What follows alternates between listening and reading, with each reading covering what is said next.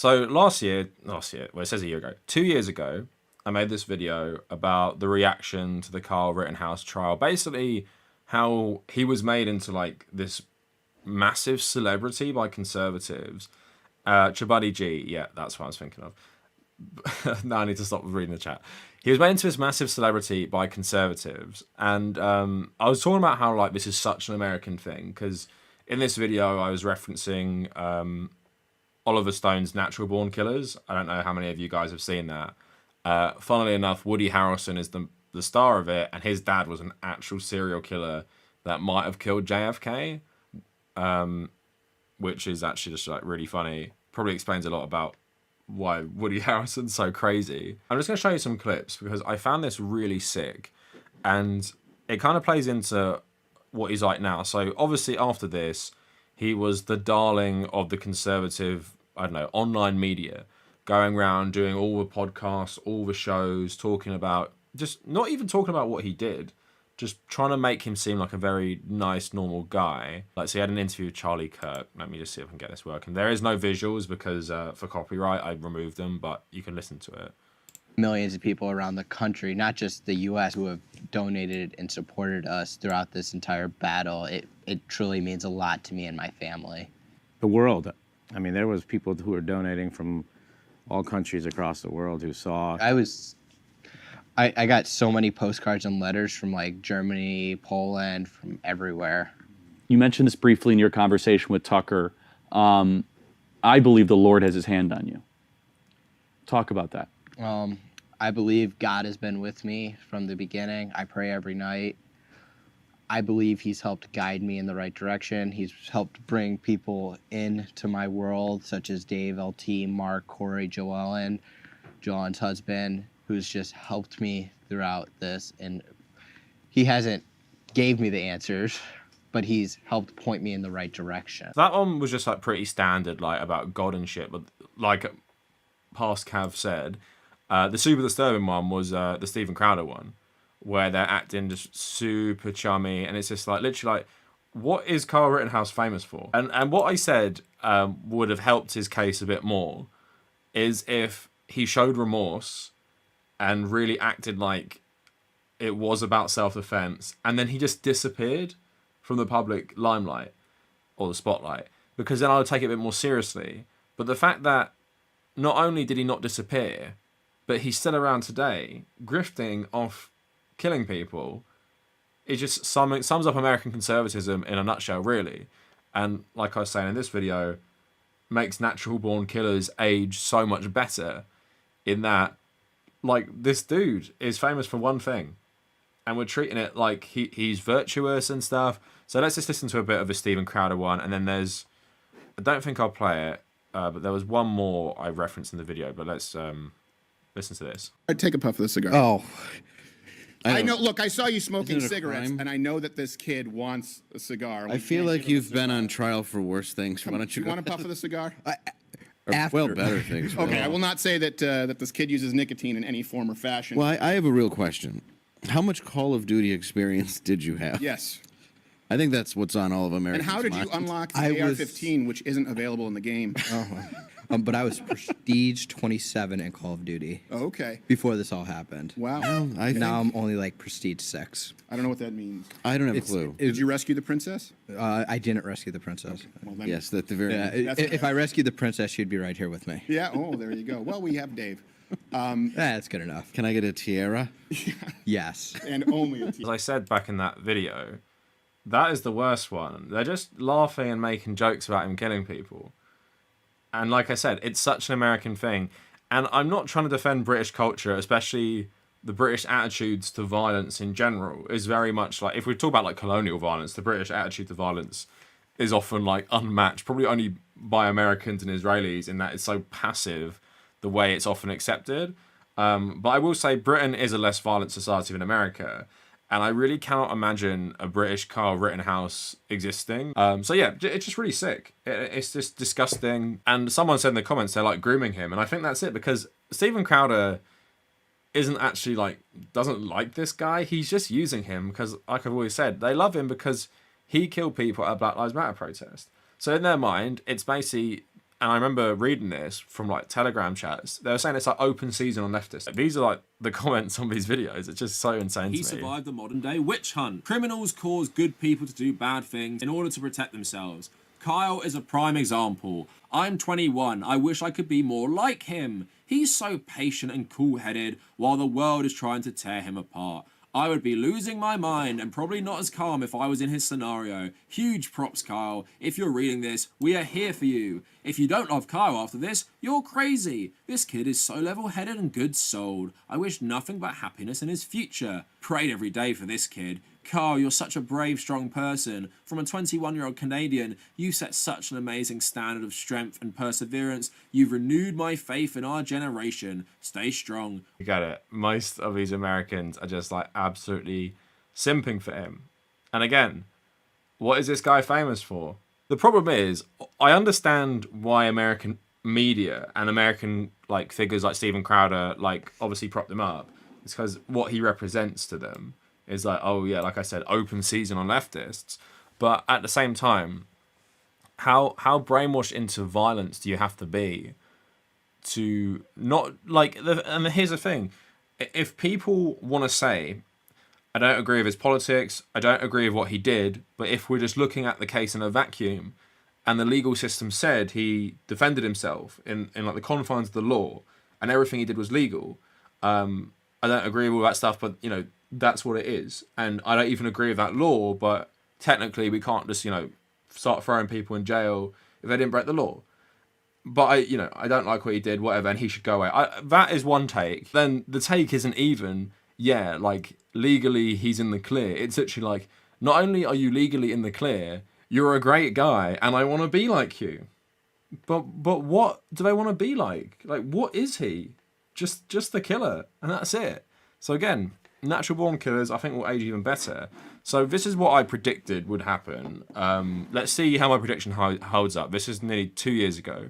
This guy is 18, and if he's not having trauma from this stuff, which he appears not to based on his appearances, this is what I believe is happening with him right now. So he's got off something. He was looking at years in prison if he was found guilty. So he's probably buzzing right now. He's probably on a massive dopamine high from being acquitted. And now he's also meeting really famous people. He's meeting Steven Crowder. He's meeting President Trump. He is getting all this media attention that someone like him was never going to get. Like, there was no chance this guy was ever going to become this famous on his own. So he is probably absolutely loving the attention, probably loving all the messages he's getting from women, probably loving all the messages like fawning over him from rich people saying they'll give him jobs, they'll fund his court cases, all that stuff. But I'm going to predict to you what is going to happen now. So remember George Zimmerman. George Zimmerman obviously got acquitted as well for a way more like clear-cut crime. He should have been in prison for the rest of his life, but he started to become irrelevant. So what did he do? He started acting out. He started committing more crimes to get in the spotlight again. So what I think is going to happen with Kyle Rittenhouse is he's going to enjoy his moment in the sun, probably for like the next 2 or 3 years, do more media appearances, maybe start like his own media thing.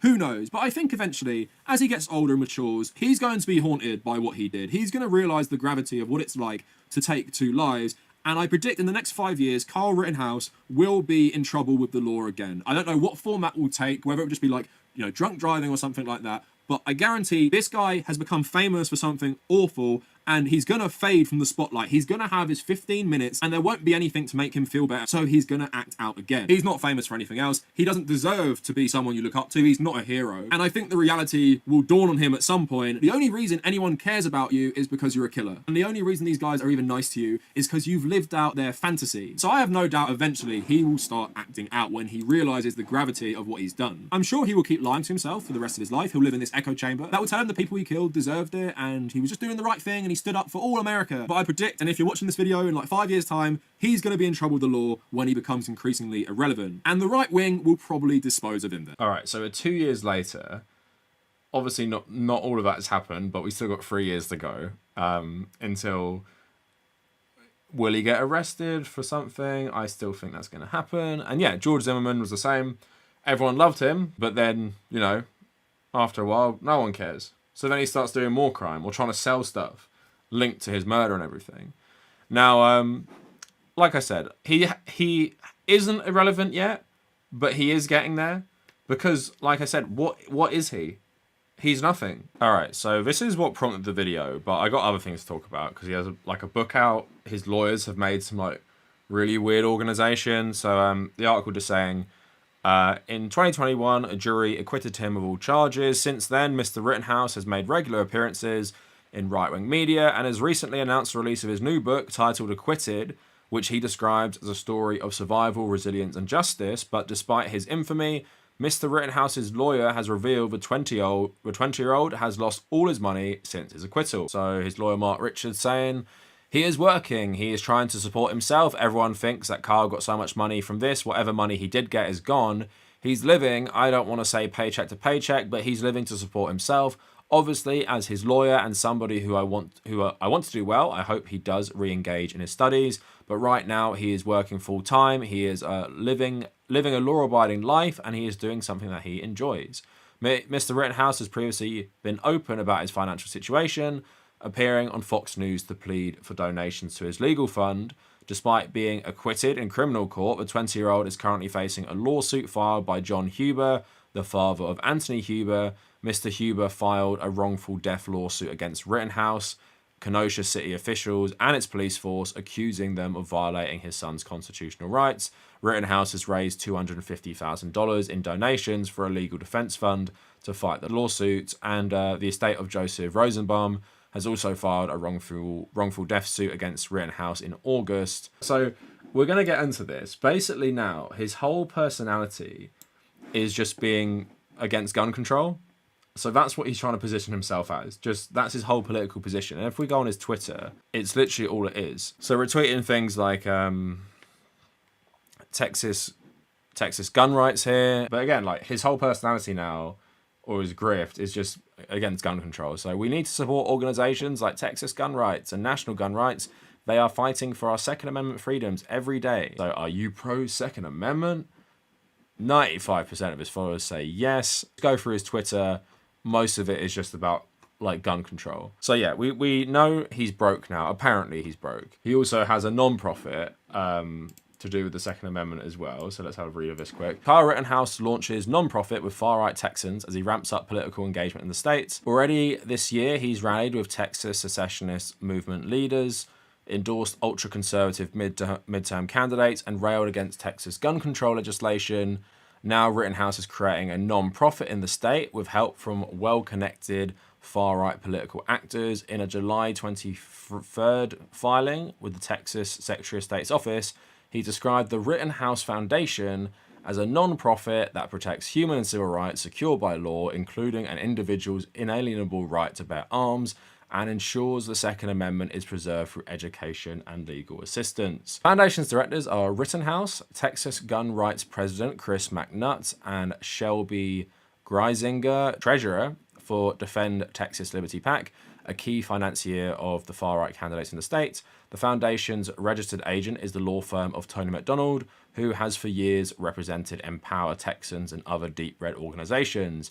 Defend Texas Liberty and Empower Texans have received tens of millions of dollars from a trio of West Texas oil tycoons who have for decades funded campaigns, non-profits, and movements to promote their ultra-conservative religious and social views. Rittenhouse moved to Texas last year after being acquitted.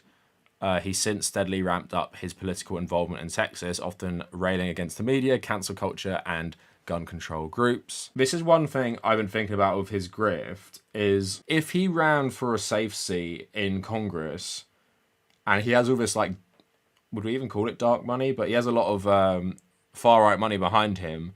He probably could get a job as a congressman, like a job, but not that he would actually do anything. So that's kind of one thing I haven't really considered as much, because I thought he would pretty much fade away. But if he's making his whole political persona like Second Amendment, everyone should be able to have a gun like I did. But anyway, maybe this is a viable career path, can become just an irrelevant congressman, or even just like in the state Senate or something for Texas, if he's going around with people who want to make Texas independent and stuff. 25 it is, okay. So yeah, when he's 25, I wouldn't be surprised to see a congressional run, especially if he is broke. But then the thing is, what do you guys think? Do you think it's hard to believe that he's broke if he's hanging around with very, very rich right-wing political activist. So he's just working a 9 to 5 while hanging around with people funded by Texas oil billionaires. Is that what I'm supposed to believe? So I don't personally believe he's broke. It's more that he wants people to fund his legal defense, and if he has to pay a shit ton in civil court, he doesn't want that to come out of his own pocket. And this could also be behind why he has suddenly released a book, or he's releasing a book. So Kyle Rittenhouse is receiving backlash on social media after announcing that he's releasing a book about the shooting. And if we go onto his Twitter again, you see him like promoting it. This really stupid picture, like someone said, it's not the greatest photo if you're going to write a book. And he's promoting it a lot. Big things are coming.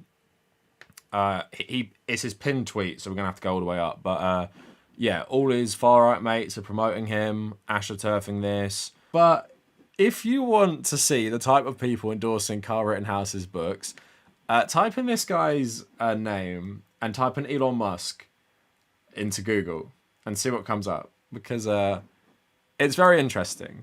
And it's very interesting the types of people who are, promoting Rittenhouse. But yeah, so he tweets about his book. 2 years ago today, accused of unjust charges, I heard not guilty 5 times over from a jury of my peers who heard the facts. My case split the nation into opposing sides, fueled by emotions, politics, and misconceptions driven by the media. Today, I want you to learn the truth and know the real and honest version of my story without filters or an agenda. My story of survival, resilience, and justice is now available for pre-order. So if we go on his website, get Kyle's new book today. And there's basically nothing on this site, but he writes, I never wanted to be a public figure. I was homeless as a small child and raised in government subsidized housing. Well, that, that fucking says it all there, right? Because think of the people he's allying himself with. These like insane fascist libertarians. So the only reason you're probably still alive right now is because of the government subsidized housing. But now you're looking to take that away from everyone. My goal was to be a cop or a paramedic. Well, we know you want us to be a cop. We've seen those photos. I went to Kenosha to help my community. You're not even from there.